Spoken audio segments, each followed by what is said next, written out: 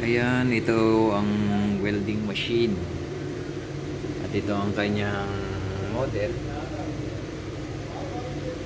Ngayon, magbibigay lang ako ng konting idea kung paano magkabit sa kanyang dito, sa kanyang selector switch. Ayan.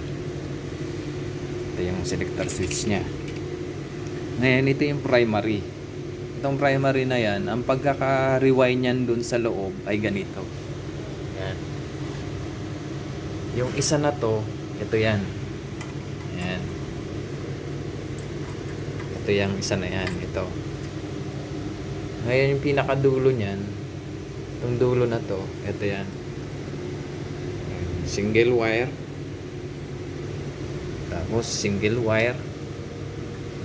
Pagdating sa gitna, double. Ayan na yan, double. Pinilipit ko lang sa loob. Double yan. Double din to. Ayan. Pilipit lang yan sa loob. Ngayon, ganun din dito sa kabila. Itong kabila. Ito yung pinaka single wire. Ito yung single wire. Double na. Mapapansin nyo, 1, 2, 3, 4, 5. Dito rin, 1, 2, 3, 4, 5. 5. Sunod-sunod lang siya. Ayan.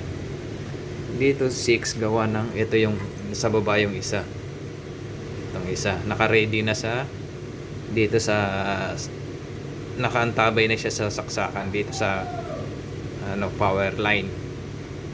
Ayan, yung isang power line, itong kulay blue, dadako yan dito. Dito yan pupunta. Ayan. Ganyan yan. Pagdating dyan, yung isa naman, itong isang to, kaya pag sinaksak mo sa kuryente, dire-diretso yan dito. Ito yung end. Ito yung pinaka-end nya. Ngayon, ganun din dito. Ito yung pinaka-end nya ng kuryente. Ayan. Ngayon, pagka ikinabit mo siya dito sa selector, dito sa selector switch nya, ganito yan. Itong number 1, 1, 2, 3, may jumper siya. Ibig sabihin yan, itong 1, ito yung 1 nya, yan. Ang hawak niyang 1 na to, 3 hanggang 3. Nakaganon siya. Yan. Ganyan ang position niya. Yan ang position niya. 3 ang hawak niyan. 1, 2, hanggang 3. Pag sinelect mo yung 1, 2, 3, iisang voltahe lang ang lalabas dyan. Pero gumagana. Gagana pa rin. Gagana pa rin yan dahil 3 yung hawak niya. Dahil naka-jumper lang siya. Jumper lang. Ngayon, pag nag-select ka ng 4, ito magiging, pag nag-select ka rito ng 4, ito yung number 4.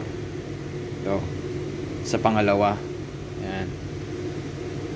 Ayan na yung number 4. Pag nag-select ka naman uli ng number 5, ito naman yan. Tuloy-tuloy na yan siya.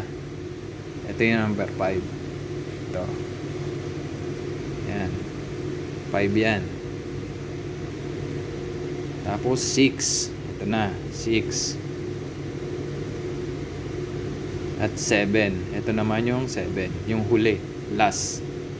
Ayan na. Ito na yung 7. Ganyan lang po ang pag-connect nyan. Kaya, kung i-connect mo siya, dito, ayan, number 3 na kayo.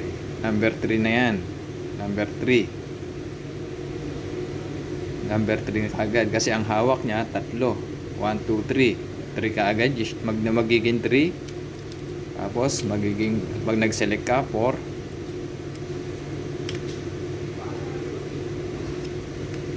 Ayan, ito yung number 4. 4 siya. Select ka uli. Number 5. Ito naman. 5 siya, tapos 6. Ayan ang 6 nya. Yan. Ito yung 6. At ito yung pinaka 7. Yan. Yan ang pinaka 7 nya. Huli. Pinaka last na niya na. Last wire nya. Yan. Ngayon, akin siyang i-assemble para pakita ko sa inyo kung paano siya gagana.